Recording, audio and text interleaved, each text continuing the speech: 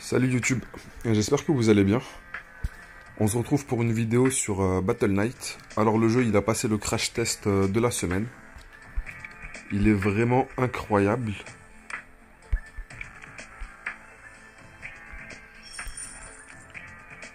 Alors.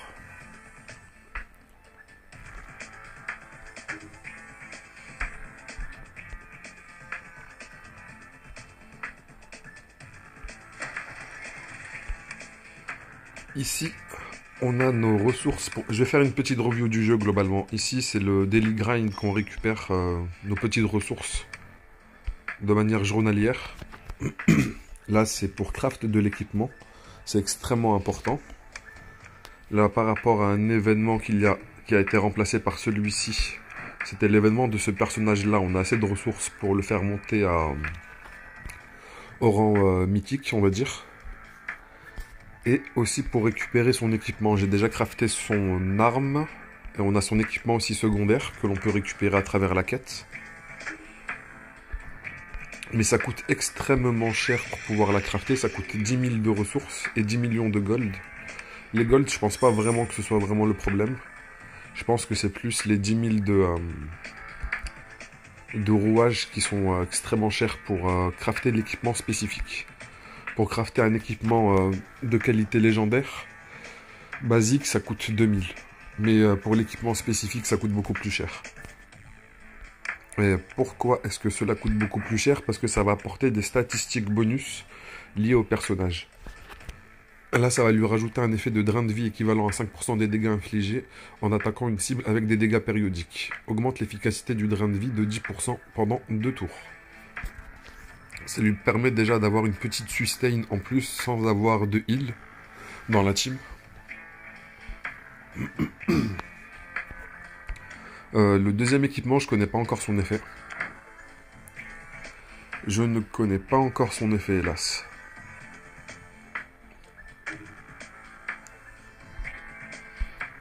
Alors, on va retourner dans le fitness center.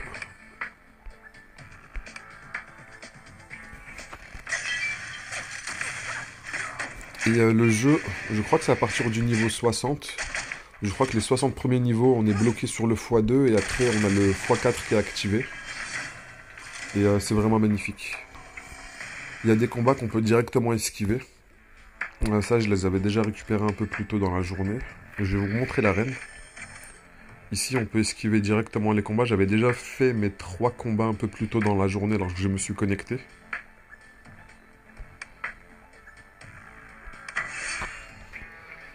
Si vous jouez au jeu, normalement la vitesse du x4 n'est pas spécialement dérangeante pour comprendre ce qui se passe dans les combats.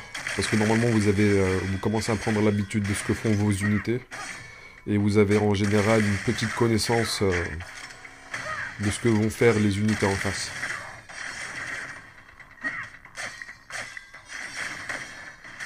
Il y a beaucoup de personnes qui placent Takiakai en frontline. Moi je déteste faire ce move-là. Parce qu'il a sa compétence passive qui fait que plus il se prend de dégâts, moins il va pouvoir activer son passif qui va nullifier les dégâts.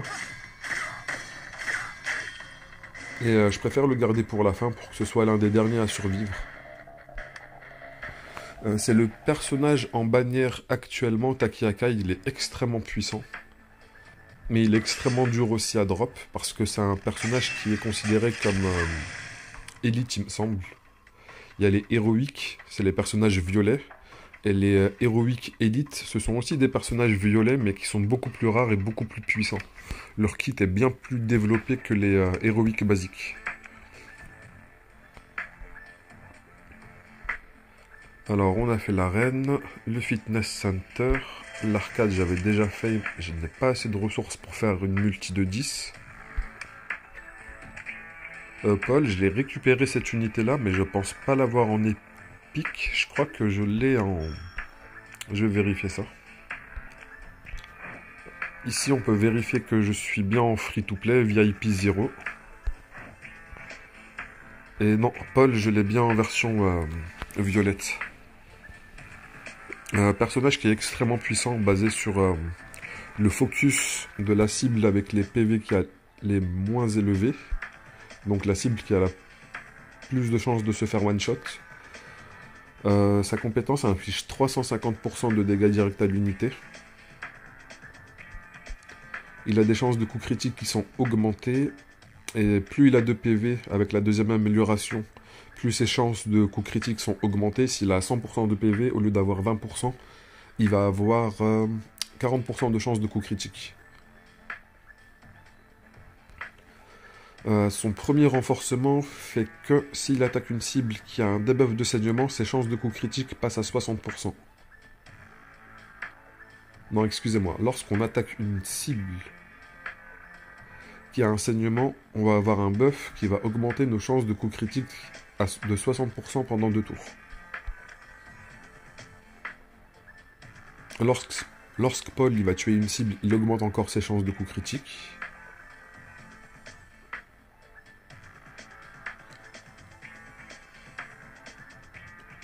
Ok, alors la première amélioration, c'est lorsqu'il inflige un coup critique, il gagne 1 point d'énergie. Et la deuxième, c'est lorsqu'il élimine une cible, il obtient 2 points d'énergie. Je pense que ça va dépendre du contexte. S'il y a du multi-cible, pourquoi pas prendre la deuxième amélioration, mais sur du combat de boss, la deuxième amélioration n'a vraiment aucun sens. Faut vraiment partir sur la première amélioration, sur du combat mono-cible ou sur du combat de boss. Consomme 1 point d'énergie, l'attaque normale inflige 180% de dégâts directs à une unité ayant le moins de santé. Alors lui, il fait juste des dégâts directs qui ont l'air quand même assez colossaux. Mais il n'a pas non plus un kit qui est spécialement ouf.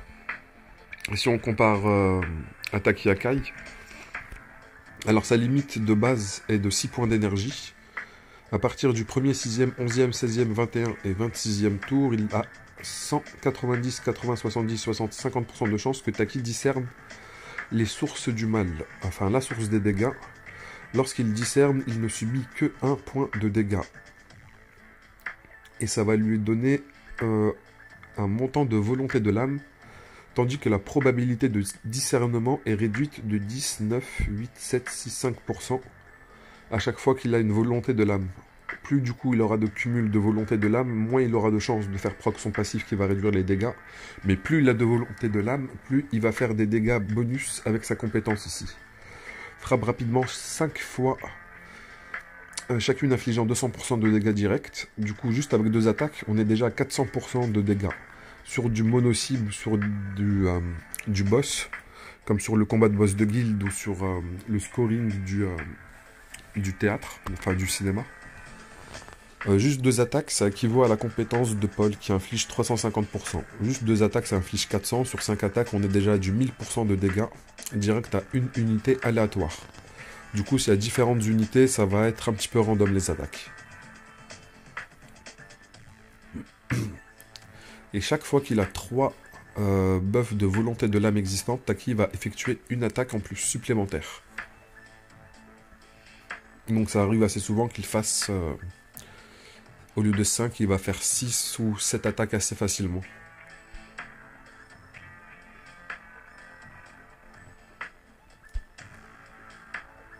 Si Taki a plus de 50% de sa santé, les dégâts finaux de cette attaque seront augmentés de 30%.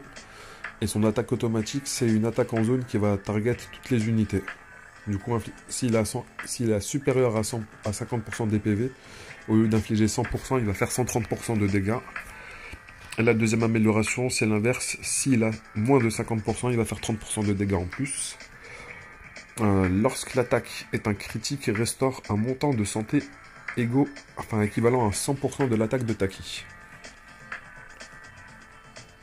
Effet renforcé, en attaquant, il a 30% de chance d'obtenir un point d'énergie. Ça, c'est la deuxième amélioration que j'ai sélectionnée. Et la première, c'est en effectuant un coup critique, il a 50% de chance d'obtenir un point d'énergie. La première, c'est pour du mono-cible, pour du boss, pour du scoring. Et la deuxième, c'est pour la mine et pour l'histoire. Au début, ça, c'est un passif qui est global à toutes les unités. Le dernier, c'est ils vont gagner chacun un point d'énergie. Et selon le point d'énergie qu'ils vont avoir, ça va leur rajouter une capacité en plus. Pour chaque 1 point d'énergie que possède Taki, augmente son immunité aux dégâts directs de 10% pour le tour en cours. Ça lui augmente vraiment sa résistance déjà qu'il a son passif qui va réduire les dégâts à 1. Et son immunité aux dégâts, c'est juste qu'il va ne prendre aucun dégât, 0. Et lui, c'est un personnage qui est considéré comme élite. C'est pareil pour Kirusu. C'est un héroïque qui est élite. Celle-ci n'est pas considérée comme élite, lui non plus. Et Charlotte n'est pas considérée comme élite, mais comme de tiers supérieur par rapport aux autres, à d'autres personnages héroïques comme celui-là, il s'appelle comment? Patroclus. Regardez ici au niveau de l'évolution, elle s'arrête à héroïque, alors que Charlotte, elle peut évoluer à comment on va appeler ça? Légendaire? On va appeler ça légendaire. Ouais. Pareil pour celui-ci. C'est un héroïque supérieur, mais pas élite. Parce qu'il peut évoluer à justement légendaire. Ici, on peut voir dans le marché gris, évolution. Où est Kirusu? Kirusu, où es-tu?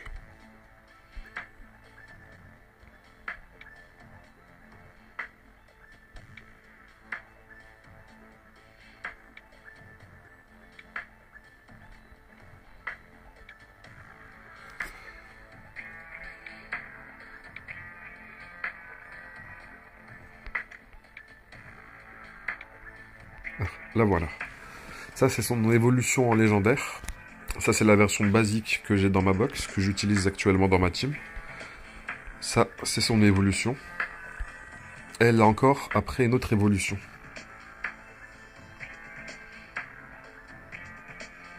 Et tous les personnages qui sont élites, ils ont encore une autre évolution supérieure à celle qui est légendaire. Où est passé Takiakai? Où es-tu?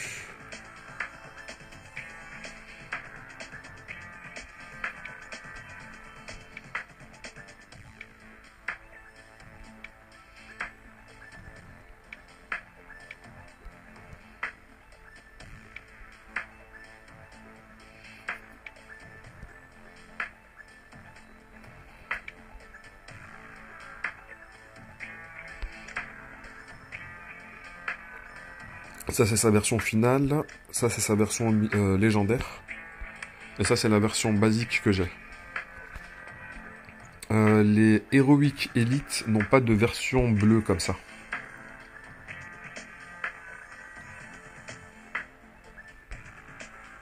Et parmi cette rareté bleue, il y a cette différence-là entre, comme les personnages comme Paul, qui peuvent quand même évoluer, où il a une version héroïque et une version quand même légendaire, mais ça part pas plus loin. Lui, il n'a pas de version bleue, mais il a une version légendaire et supérieure à légendaire, je sais pas comment on va l'appeler.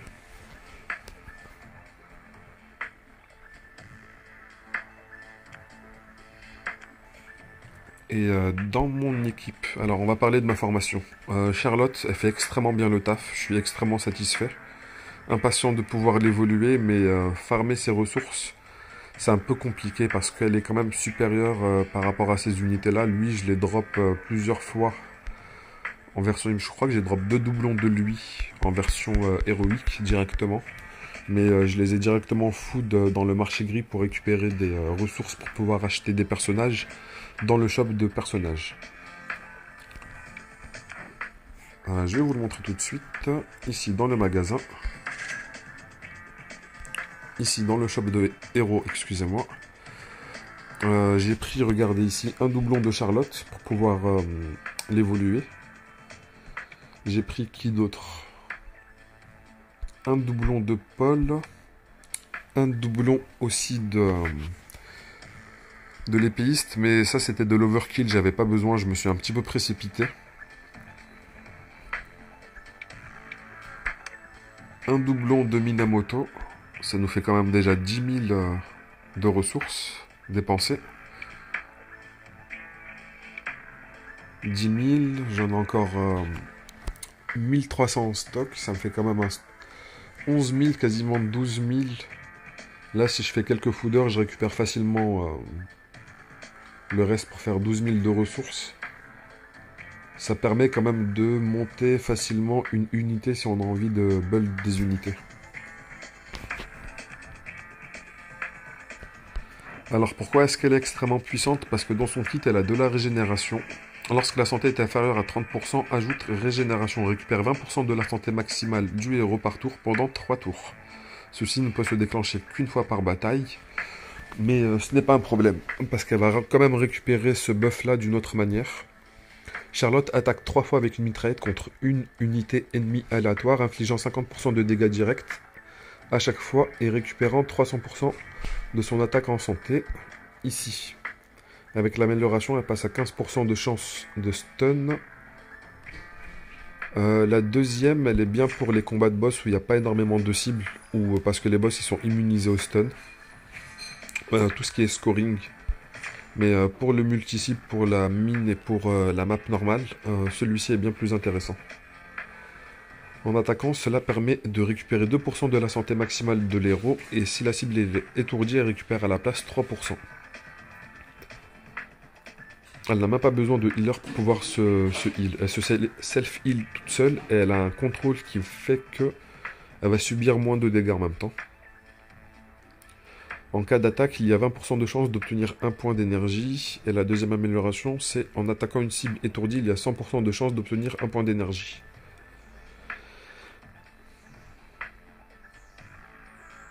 Alors la première, elle est bien pour les boss, je devrais plutôt jouer avec celle-ci. Pour le PvE, pour essayer d'avancer plus dans les maps. Mais après, ça dépend. Si on est sur des maps élites où il n'y a que des boss, celle-ci est plus utile. Et je crois que je suis stuck où il y a pas mal de... je crois qu'il y a 2 gros boss. Je préfère garder cette compétence-ci. Consomme 1 point d'énergie. L'attaque normale ajoute 100% de dégâts directs à une unité ennemie aléatoire et ajoute régénération. Récupère 2% de la santé maximale du héros par tour pendant 3 tours. Parmi les tanks que j'ai vus actuellement dans la box, il n'y a aucun qui fait ce qu'elle fait. Ce que j'ai eu à ma disposition, elle est vraiment bien meilleure. J'ai pas eu d'autres tanks avec des meilleures capacités. Certains utilisent Taki Akai en frontline pour tanker un petit peu, mais je pense pas que ce soit la meilleure des utilisations de ce personnage. Je préfère qu'il dure plus longtemps et qu'il inflige plus de dégâts plutôt qu'il meurt rapidement en tankant quelques dégâts. Ensuite lui, parce que je n'ai pas d'autres meilleures options, mais je pense que je pourrais commencer à me rediriger vers d'autres options que lui. Comme Vassili. Vassili, voire Dreyfus aussi. Dreyfus et cette unité-là a l'air très puissante aussi par rapport à... Elle a énormément de chances de stun dans son kit. J'ai peut-être la capacité de la monter, mais il me faudrait quelques fouders en plus. Mais je pense que je vais la monter parce que sa capacité à stun, elle est vraiment conséquente. Elle apportera une très bonne synergie à son stun à elle et le stun de cette unité-là. Elle, dans son kit, elle a énormément de stun. Juste en rentrant dans le combat, elle a 15% de chance d'infliger un stun à chacun des membres des ennemis hors boss. C'est juste les unités basiques. Et les boss, ils peuvent pas se faire stun. Alors sa compétence, qu'elle va faire une AOE avec encore des chances de stunner, de stun de 10% pendant 2 tours. Ici, en rentrant dans le combat, ces chances de stun, au lieu d'être à 15%, elles vont passer à 25%. Ah non, excusez-moi, j'ai mal lu, c'est en attaquant, c'est avec l'attaque basique. Ou avec l'attaque ou avec l'attaque de rage, parce que c'est considéré aussi comme une attaque. Il y a 15% de rendre la cible étourdie, et avec l'amélioration, ça passe à 25% de chance. La deuxième amélioration, ça augmente la durée du stun à 2 tours au lieu d'un tour, mais je préfère augmenter les chances de stun. En attaquant une ou plusieurs cibles qui sont étourdies, il y a 100% de chance de récupérer 25 points de rage. Je n'ai pas encore cette amélioration là, parce que je n'ai pas assez de ressources de pierres d'évolution. J'en ai 132, il en faut 250. L'effet renforcé, c'est qu'au début de chaque tour, il y a 100% de chance d'augmenter les points d'énergie de une de nos unités ennemies, enfin une de nos unités, de manière aléatoire. La première amélioration, c'est en attaquant une cible étourdie, il a 60% de chance d'obtenir un point d'énergie. Je préfère la deuxième amélioration. Dans n'importe quel cas, je préfère en fait la deuxième amélioration. Alors, consomme 1 point d'énergie. L'attaque normale inflige 10% de dégâts directs à une unité ennemie ayant l'attaque la plus élevée et a 100% de chance de la rendre étourdie. Ça, c'est extrêmement puissant. Du coup, celui qui nous posera le plus de problèmes ne va plus nous poser de problèmes pendant 2 tours. Et dès qu'elle a de l'énergie, en fait, elle va pouvoir utiliser cette compétence-là. Ça veut dire qu'elle pourra... Il y aura la possibilité de carrément mettre hors d'état de nuire une unité en fait. Vivement que je puisse avoir assez de ressources pour pouvoir l'augmenter. Il y a aussi Patronus aussi que je peux augmenter. Lui, il a une bonne capacité à pouvoir se sustain. C'est pour ça que je l'utilise comme off-tank. Au début de chaque tour, il va récupérer 8% de la santé maximale. Ici, inflige 100% des dégâts directs à la rangée avant et récupère 200% des dégâts en santé. En attaquant, inflige des dégâts directs supplémentaires à la cible équivalent à 3% de la santé actuelle. Alors cette amélioration, elle est pas mal pour le PvE, la première amélioration, parce que ça va empêcher les cibles de pouvoir régénérer.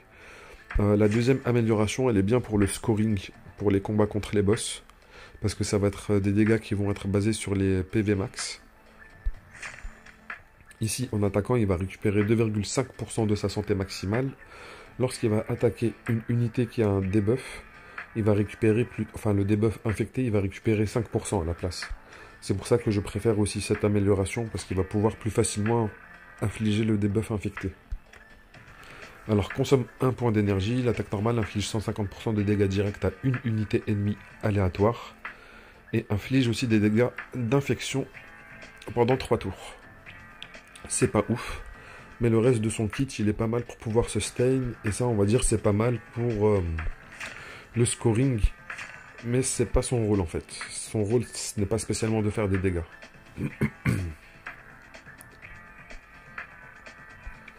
Alors, Kirusu, elle a un passif qui est vraiment puissant. Elle a une limite de 10 points d'énergie et elle peut pas utiliser d'autres attaques que l'attaque normale. Chaque attaque normale, ça va attaquer une cible aléatoire qui va infliger 200% de dégâts directs. Du coup, son attaque, elle, c'est pas 100% de dégâts, c'est 200%.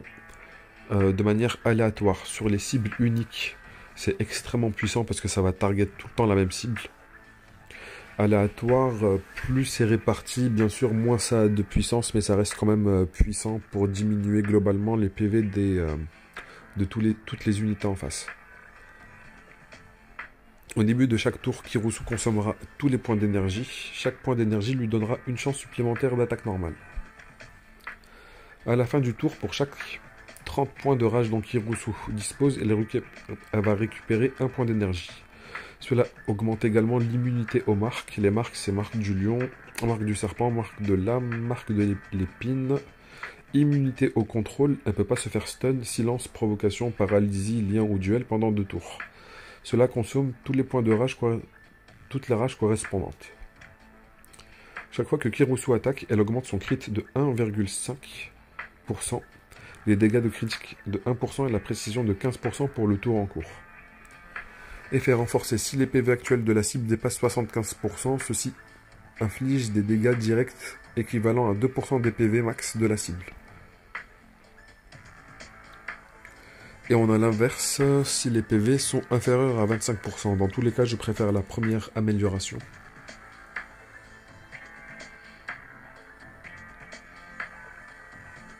Pour les combats de boss, il y a des boss où leurs PV, en fait, ils vont jamais descendre. Du coup, c'est la première amélioration, il faudra l'utiliser. Et même pour le PvE, je préfère descendre rapidement les PV des unités en face. Plutôt que de les shooter quand ils vont être à la fin. Alors, dans le tour actuel, chaque fois que Kirusu attaque la même cible, tous les dégâts causés par Kirusu à la cible seront augmentés de 1% pour un maximum de 10%. Ceci prendra effet à partir de la deuxième attaque sur la même cible. Les effets des engrenages ne seront pas comptés comme une attaque. Ok, lorsqu'une unité alliée lance sa compétence énergétique, cela augmente les points d'énergie de 1 pour Kirosu. Et chaque fois qu'elle a un point d'énergie en plus, elle lui rajoute une attaque. À la fin du tour, pour chaque 3 points d'énergie dont Kirosu dispose, elle ajoute un état d'exhaustivité pour une unité ennemie aléatoire. Ça va réduire son esquive, sa ténacité, son efficacité de récupération de 30%. C'est pas mal, plus on avance dans le PvE, plus les unités vont nous faire quand même des esquives.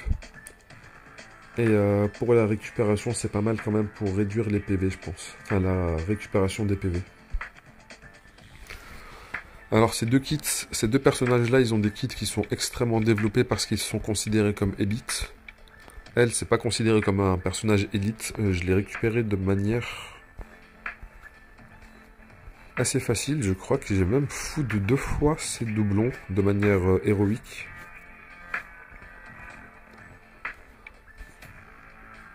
Alors, ces personnages ne sont pas considérés comme élite. Lui, il est considéré comme supérieur. Il est assez rare à drop. Lui, il n'est pas considéré comme supérieur, mais son kit, il est extrêmement puissant en début de partie si vous n'avez pas d'autres unités pour tanker. Rajoutez-le parce qu'il va quand même donner à toute votre team, globalement, 20 à 30% d'esquive en plus. Ça veut dire que sur des maps, vous allez peut-être pas les passer de manière régulière, mais si vous faites 3-4 essais, vous allez quand même réussir à les passer. Celui-là, bien sûr, il est considéré comme supérieur. Pareil pour Dreyfus. Pareil pour Vassili et Samuel aussi. Extrêmement puissant parce il va apporter un bonus de chance de coup critique à toute la team qui est quand même assez conséquent. Alors celui-là, c'est le personnage free-to-play. Lorsque vous jouez dans le jeu, vous allez l'avoir. Son kit, il est quand même assez puissant. Il est basé sur le nombre de dots que la cible va avoir. Alors son passif, c'est que ses dégâts vont être augmentés de 15% pour chaque debuff que la cible va avoir. Pour chaque infection, brûlure ou saignement qu'elle va avoir, plus 15% de dégâts jusqu'à un maximum de 300%. 300% pour pouvoir le réussir à le faire, il faut quand même une vingtaine de debuffs. Il faut une team qui soit organisée sur ça. Mais si on organise une team sur ça, infliger 300% de dégâts en plus, c'est vraiment insane. Ici, inflige 200% de dégâts direct à 3 ennemis aléatoires et ça va faire cibler en priorité ceux qui ont un debuff périodique. En attaquant, il y a 25% de chance d'infliger des brûlures. L'amélioration la fait passer à 50% la probabilité. La deuxième amélioration fait que ça va durer pendant 6 tours. Je préfère quand même la première amélioration. En attaquant une cible avec des dégâts périodiques, il y a 40% de chance en plus de lui faire des dégâts de brûlure.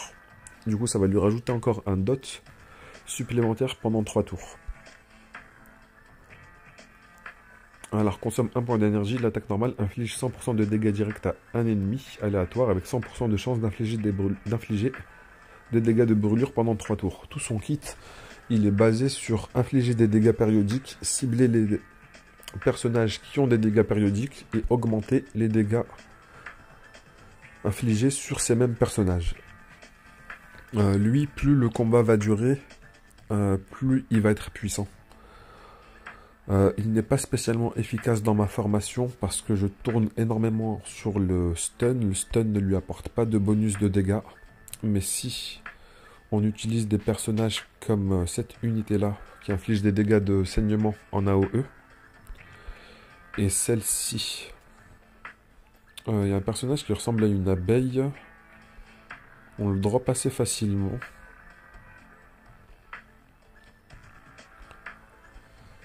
On va regarder dans évolution, je vais le trouver rapidement. Ou sinon, dans la box de personnages, ici.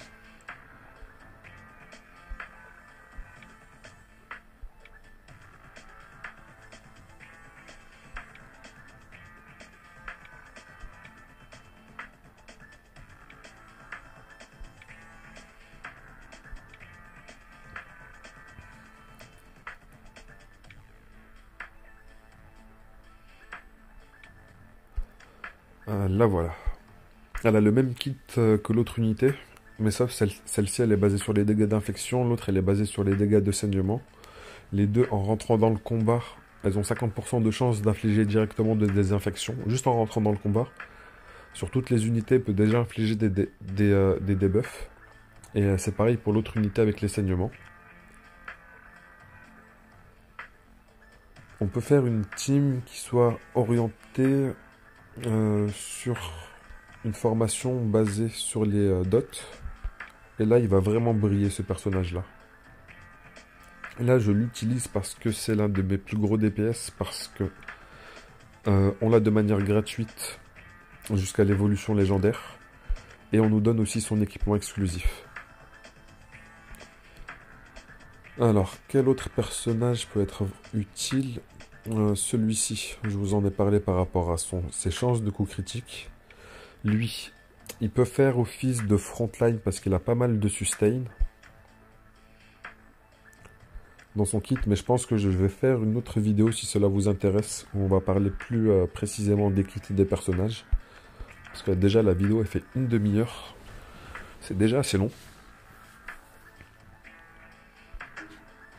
Je pense que je ferai une autre vidéo pour parler des personnages, principalement des personnages. On va quand même regarder juste rapidement les personnages, on va dire, transcendantales. Pour vous montrer à quel point l'esthétique du jeu, elle est vraiment top tier. À mes yeux, pour un gacha, pour un idol, ce niveau d'esthétique, il est vraiment magnifique. J'ai rarement vu un niveau de qualité de travail sur les personnages.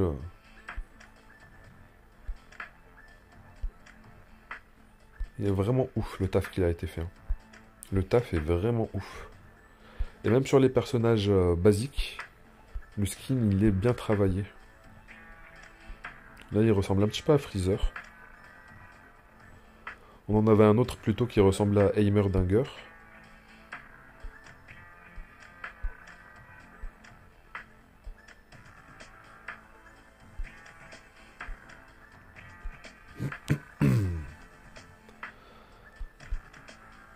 Alors ça c'est Kirusu, l'évolution de Kirusu.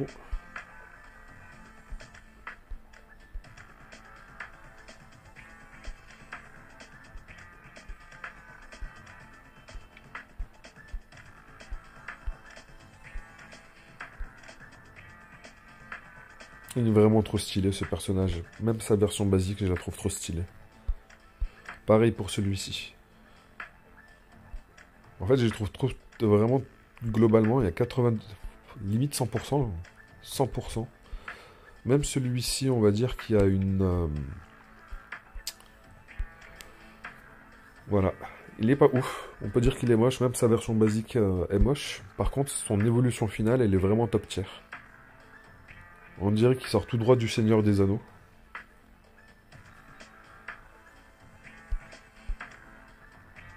Et je pense qu'on a pas mal de références culturelles. Là, on a Hellboy.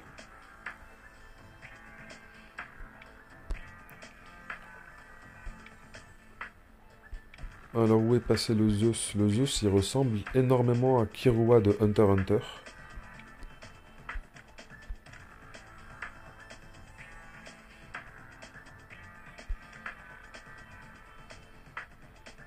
Elle, je ne sais pas pourquoi, mais elle me fait penser à...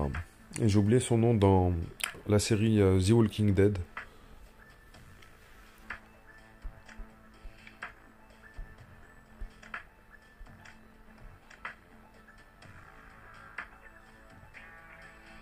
Pareil à The Walking Dead, il me fait penser à l'autre personnage qui avait à Lyon.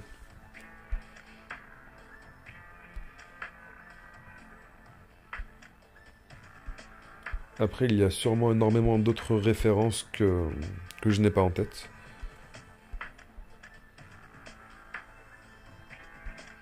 Bon, il fait un petit peu penser à Zoro dans One Piece, hein, on va pas se mentir. Plusieurs épées, une dans la bouche.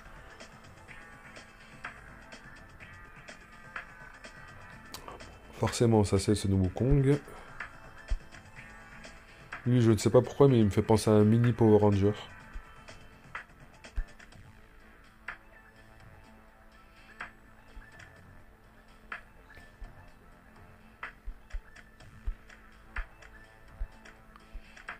N'hésitez pas à me dire en commentaire ce que vous pensez de la qualité graphique de ce jeu.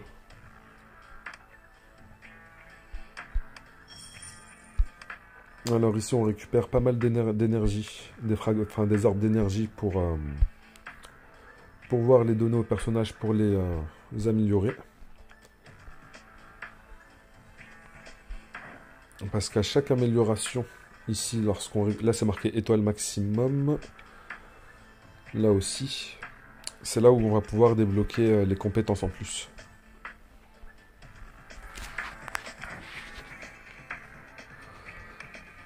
Le jeu est extrêmement free-to-play friendly. De souvenirs, j'ai fait plus ou moins. Là, on est au 8e jour. Le 7e jour, j'avais fait l'équivalent de 260 invocations senior. Et invocations, les Perfect Hire, là, je crois que j'en ai fait à peu près 25. On en récupère de toute façon assez rapidement lorsqu'on avance dans l'histoire. À chaque fois qu'on avance dans les chapitres, on récupère quand même pas mal d'invocations. Là, le 8e, le 9e et le 10e chapitre, on a quand même une multi, une demi-multi. À partir de la 4e jusqu'à la 7e. Et après, on a 3, 3 et 4. C'est assez rapide quand même. Le pack, il coûte 35 €. On a pas mal de ressources. Ici, dans les missions, on a pas mal d'invocations gratuites aussi. Alors, terminer 40 missions, ça, je ne l'ai pas encore fini. Et ça, c'est pour améliorer un élément qui s'appelle les alidums. C'est une autre version d'équipement. On a l'équipement basique, on a un équipement d'alidum aussi. Ok, terminer la mine blindée chapitre 16, je ne l'ai pas fini encore. Chapitre 20, je récupère encore des invocations qui sont supérieures, celle-ci. Récompense de palier de niveau. On récupère pas mal d'items aussi. Pas mal d'invocations. Pas mal d'items pour progresser.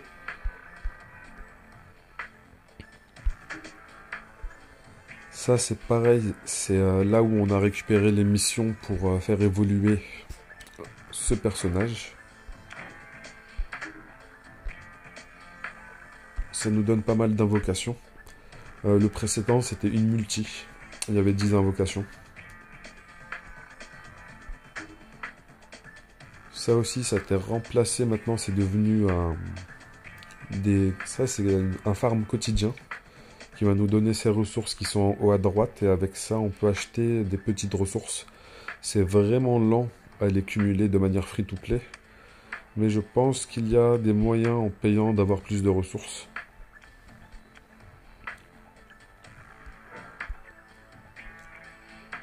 Ici pas mal de ressources premium à récupérer en faisant des hauts faits.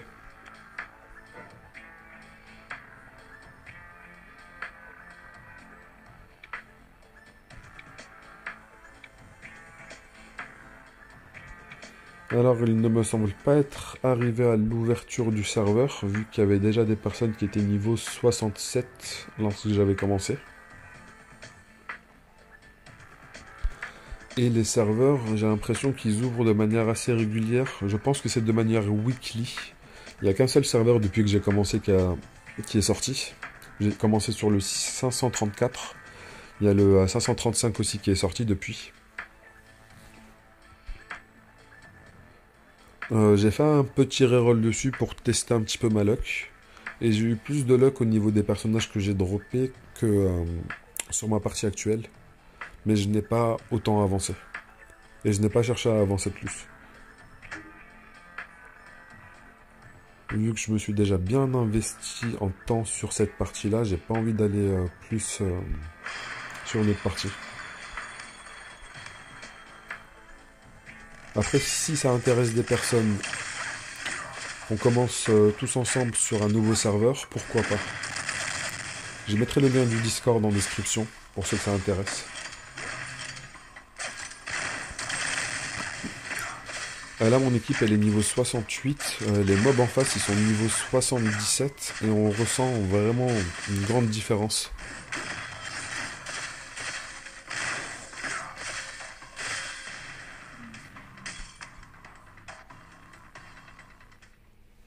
Après, j'ai pu aller aussi loin parce que j'ai cette formation de team.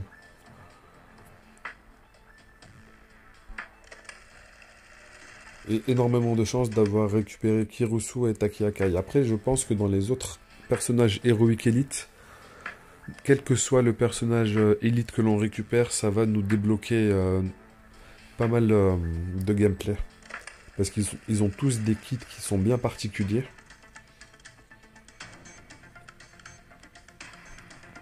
Je vais pas faire une review de tous les personnages, mais juste...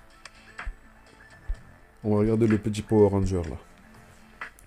Une fois la compétence de rage lancée, chaque 2 runes de flamme de Kucho possédée accorde à la cible un montant d'effet de brûlure. Brûlure inflige 50% de dégâts directs. Ok, il s'appelle Kucho le Power Ranger. Avant de lancer la compétence de rage, absorbe l'effet de brûlure des unités de la même colonne que Kucho. Chaque 2 brûlures absorbées ajoutera un montant de runes de flamme à l'arme de Kucho. Un maximum de 5 montants peuvent être cumulés. Après quoi, le déclenchement de la grande épée flamboyante attaquera les unités ennemies de la même colonne, infligeant 100% de dégâts. Cela supprimera également toutes les runes de flamme. Ok.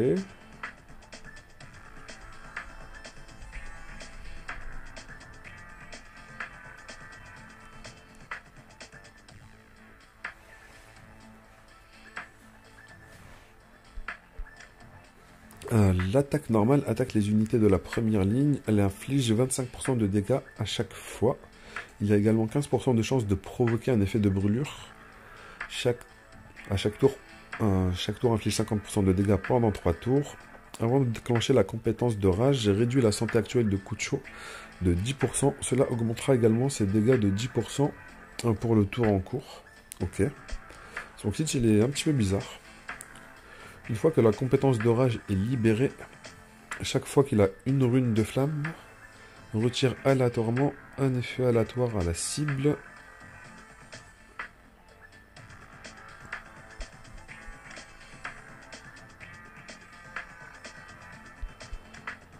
Ok, son kit m'a pas l'air ouf. Il m'a l'air d'être bien pour servir d'anti-brûlure en fait. Une fois la compétence de rage lancée, chaque 2 runes de flamme que Kucho possède accorde à la cible un montant d'effet de brûlure. Ok, en fait, il va juste transférer les brûlures qu'il a sur les adversaires.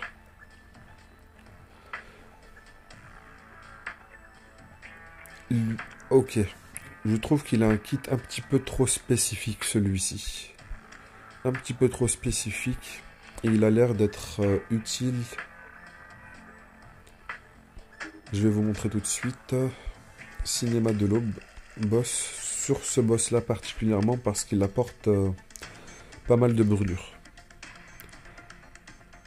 Et on peut profiter en fait de ce bonus-là pour justement ne pas souffrir des brûlures. Je vais vous montrer ça tout de suite.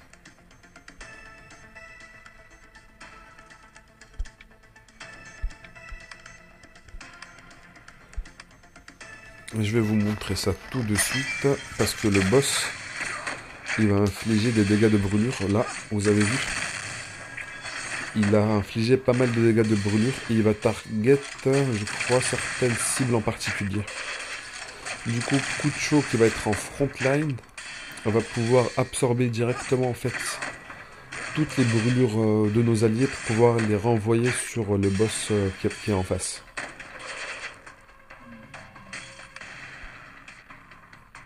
Mais pour d'autres endroits, je vois pas l'utilité de ce personnage-là. Du coup, le mini Power Ranger n'était pas le meilleur exemple. On va regarder un autre personnage, je pense que son kit pour être plus pertinent. Enfin, j'espère qu'il va être plus pertinent.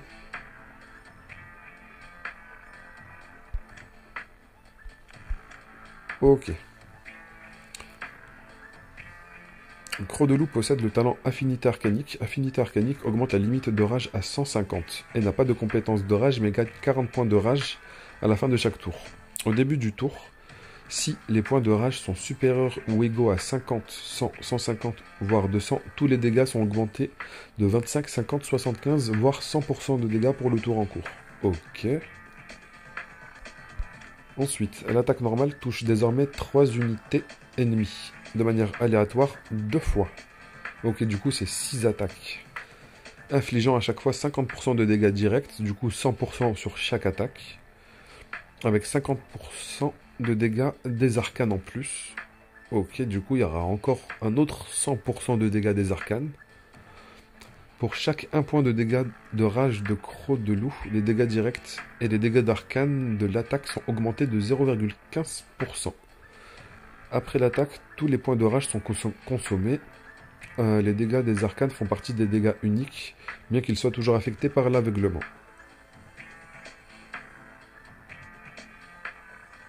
Mais je ne sais pas si les dégâts des arcanes sont affectés par la défense.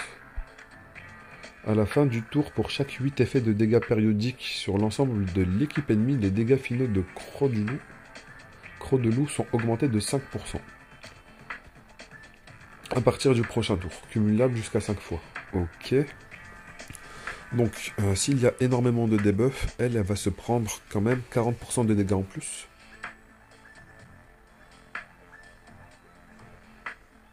Non, 5 fois. Cumulable jusqu'à 5 fois, du coup, non, excusez-moi, c'est 25%. Pour chaque 8 effets. Il faut quand même énormément de debuffs. Faudra énormément de debuffs, mais elle, apparemment, elle apporte quand même un debuff. Est-ce qu'elle apporte un debuff à la fin du tour pour chaque... Ok, ça c'est bon, on a déjà vu.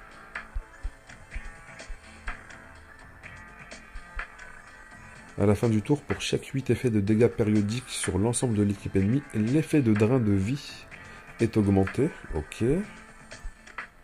À la fin du tour, pour chaque 8 effets, les dégâts de coups critiques sont augmentés.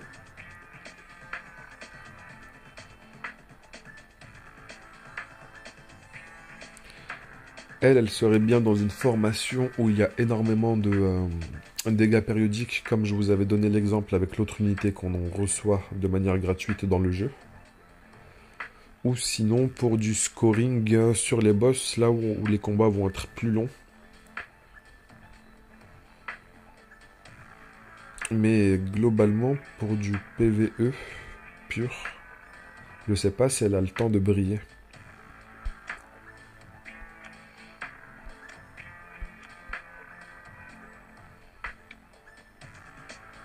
Ok, on peut voir directement les effets des équipements exclusifs.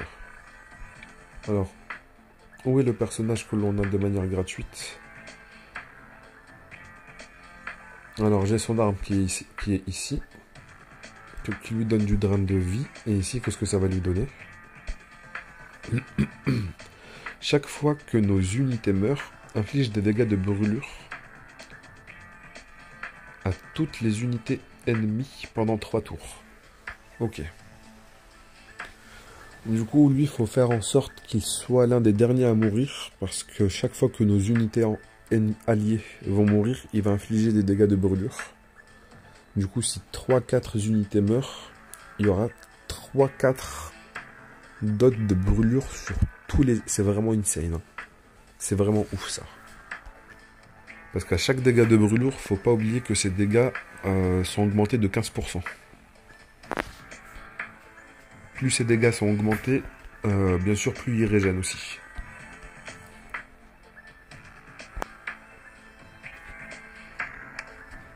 Alors, l'effet exclusif de Takiakai, où es-tu?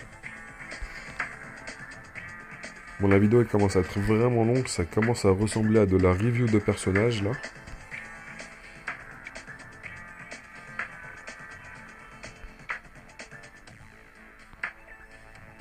Mais promis, ça va être l'un des derniers kits que je vais regarder, après on passe à autre chose.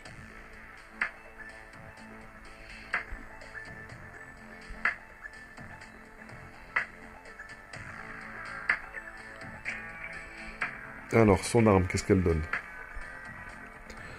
Au début du tour, si Taki a plus de 6 points, 3 points ou 6 points d'énergie, ça va lui rajouter 3 à 6 volontés de l'âme. C'est vraiment insane ça. Ça c'est vraiment insane parce qu'à chaque volonté de l'âme, on va à 3 volontés de l'âme en plus, ça nous rajoute une attaque sur son ultime, enfin sur sa compétence. Du coup, ça nous garantit d'avoir des attaques en plus. Et son équipement secondaire.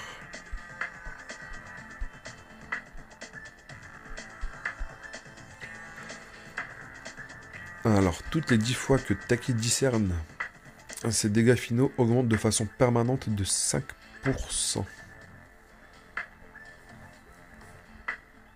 Jusqu'à 10 fois. 50% de dégâts en plus au maximum. Ouais, c'est vraiment pas mal ça. Et j'aime beaucoup le fait que son arme... ils ont nommé une de ses armes lame jumelle pour les deux armes. Et ici, juste le croissant silencieux.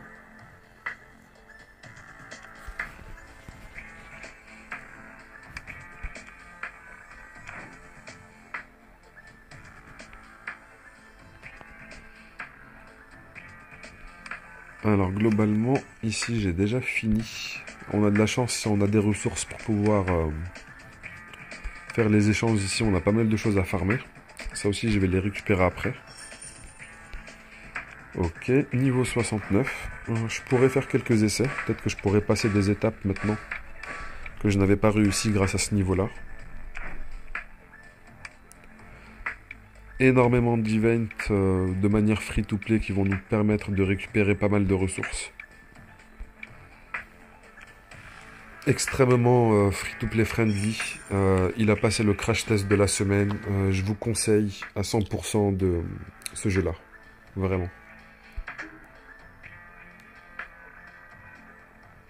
Comme je l'ai dit plus tôt, je vais mettre le lien du Discord si vous voulez le rejoindre. Si vous êtes arrivé jusqu'à la fin de la vidéo, n'hésitez pas à vous abonner si ce n'est pas le cas. Si vous êtes déjà abonné, merci beaucoup. Et on se retrouvera bientôt pour une autre vidéo. Allez, à plus.